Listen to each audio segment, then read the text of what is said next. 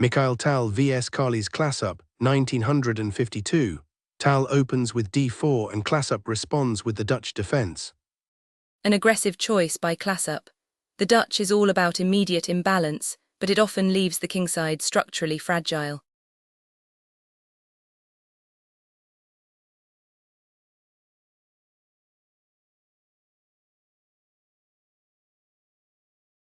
Tal plays f3, a somewhat unusual decision this early, wouldn't you say? It's a gambit for central space. He's essentially telling Klasup that control is more valuable than a pawn, inviting a chaotic struggle. White castles kingside. Both players have completed the first stage of development. Notice the purple zones in the center. Neither side has a firm grip yet, but Tal's pieces are already breathing better than Black's. Black has castled queenside. The kings are now on opposite wings. And there it is, the signal for a race. From here on, it's not about maneuvering, it's about who hits first. Tal takes the knight on f6 with the bishop. That's the Tal spark. He's stripping away the primary defender of the king, and you can see the blue control on the kingside evaporating. Wait, another sacrifice. The bishop goes for the knight on c6.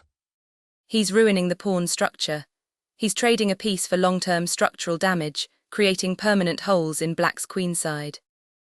Klasup pushes c5, attempting to seize some space of his own. A bit too late, I'm afraid. Tal's knights are already beginning to find their targets in the heart of the position. Tal recaptures on e3 with the queen. He's keeping things fluid.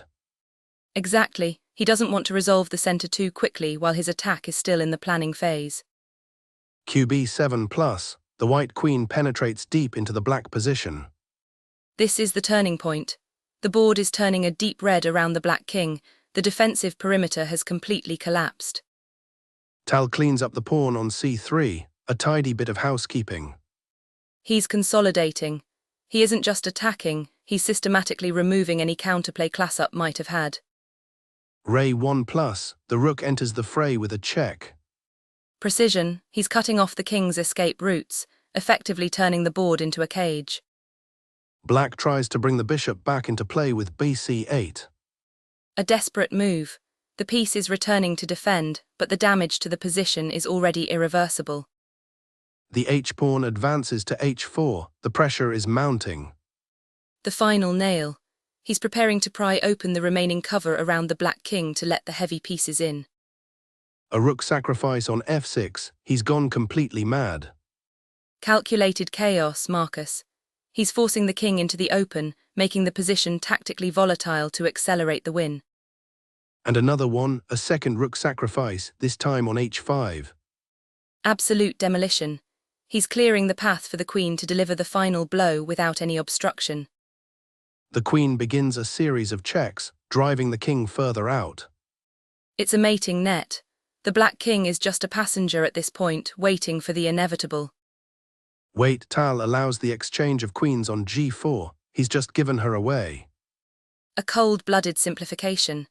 When you've already won the game, you remove the only piece that could create a miracle. The king is forced to f4. We've entered a rook endgame.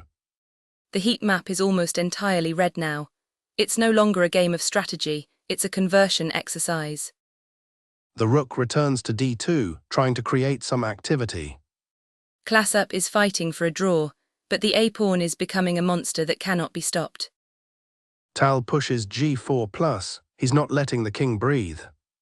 He's restricting the movement. Every move is designed to keep the king away from the promotion square. Black takes the pawn on c3, a last-ditch effort. A distraction. It doesn't matter what happens on the queenside when the a-pawn is this far advanced. rb7+. The rook checks the king one last time. A final touch of elegance to ensure the pawn promotes without any possible interference. The pawn reaches a7. Klasup resigns. A masterclass in aggression. Tal didn't just win, he dismantled his opponent piece by piece.